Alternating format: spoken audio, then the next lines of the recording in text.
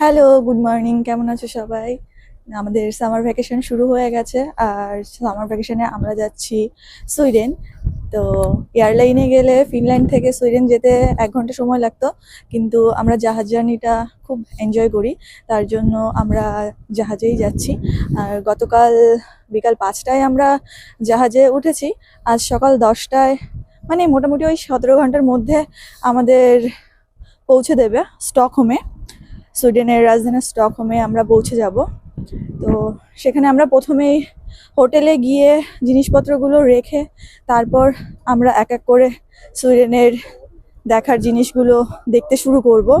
মোটামুটি আমরা 5 দিনের ট্যুরে বেরিয়েছি।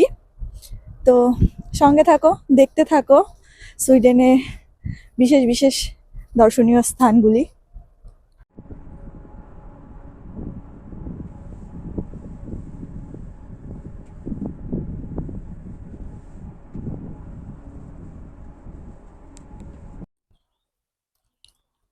তো আমরা স্টকহোমে পৌঁছে গেছি। এখন হোটেলের দিকে যাচ্ছি। হোটেলে আমাদের 12টার আগে ঢুকতে দেবে না। আমাদের কোড দিয়ে দিয়েছে, কিন্তু 12টার আগে বোধহয় সেই কোড কাজ করবে না। হোটেলে ঢোকার আগে আমরা আশপাশটা একটু ঘুরে নেব, তারপর হোটেলে গিয়ে ব্যাগগুলো রেখে মূল দর্শনীয় স্থানগুলোর দিকে বেরোবো।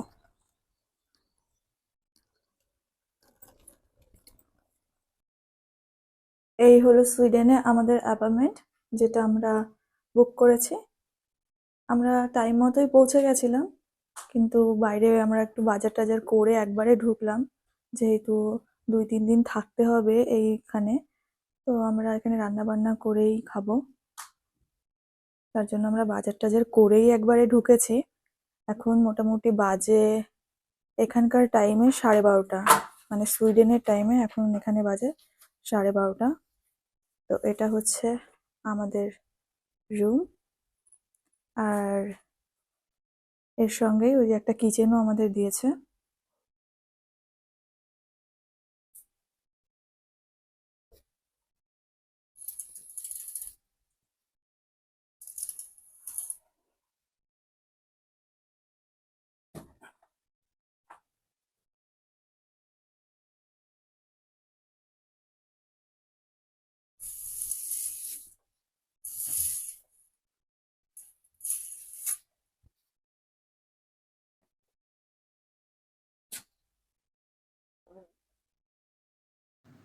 তো হোটেলে আমরা ভাত, ডাল, আলু ভাজা রান্না করে খেয়ে বেরিয়ে পড়েছি এখন রয়্যাল প্যালেস দেখার উদ্দেশ্যে।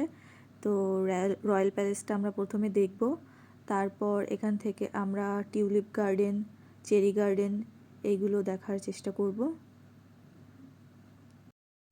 আমরা এখন রয়্যাল প্যালেসের মধ্যে ঢুকে পড়েছি। এখানে আমাদের প্রত্যেকের টিকিট লেগেছে 200 ক্রোনার, মানে 18 ইউরোর। তো প্রথমে ঢুকেই আমরা যে জিনিসটা দেখতে পেলাম, এটা হচ্ছে একটা কুয়ো, তৎকালীন সময়ের একটা কুয়ো। এখন অবশ্য এখানে জল নেই। আর এই কুয়োটার পরেই সবচেয়ে সুন্দর আজকের যে জিনিসটা আমাদের চোখে পড়েছে, সেটা হচ্ছে রাজার পোশাক পরিহিত একটা মূর্তি, যেটা কুণালের মতনই অনেকটা দেখতে। এটা কুণালের খুব পছন্দ হয়েছে।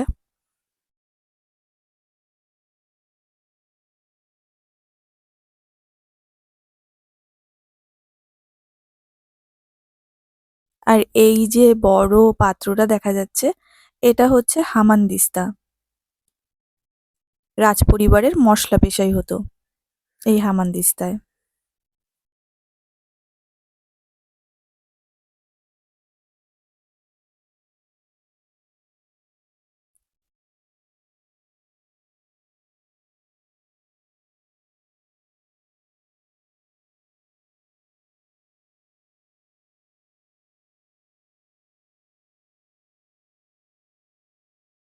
এখানে পুরো প্রাসাদটা জুড়ে ওই কোথাও রাজা রানীর শোয়ার ঘর, কোথাও ব্রেকফাস্টের ঘর, কোথাও ডিনারের ঘর, এরকম সাজানো আছে আর কি। এই যে অংশটায় আমরা এসছি, এই অংশটায় এখনো রাজপরিবারের মিটিং এর সময় ব্যবহার করা হয়। তো প্রাসাদ দেখে আমরা বেরিয়ে এসেছি।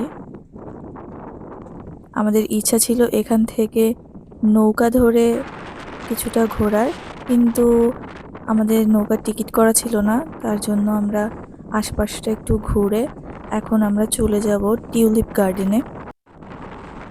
এই জায়গাটা অপূর্ব সুন্দর, চারপাশটা এখন সবুজ হয়ে গেছে।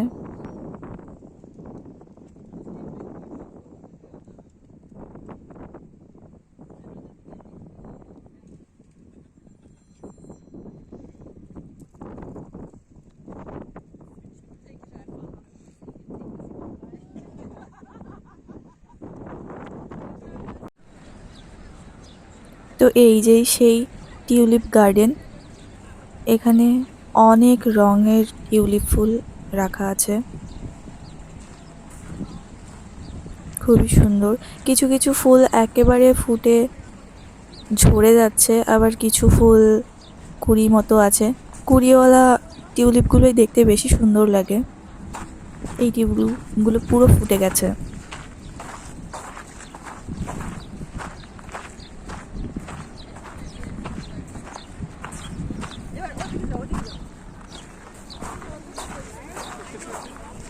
তোমাকে এইদিকেই যেতে হবে, সূর্য এই পাশে। তো আজকে এই পর্যন্তই, আমরা টিউলিপ গার্ডেন দেখেই এখন ঘরে ফিরে যাব।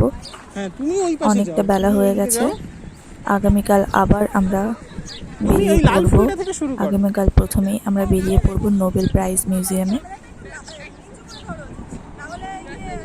তো আজকের জন্য এই পর্যন্তই। সবাই ভালো থাকবেন, ঠিক সুস্থ আছে। থাকবেন। ভিডিওটা ভালো লাগলে লাইক করবেন।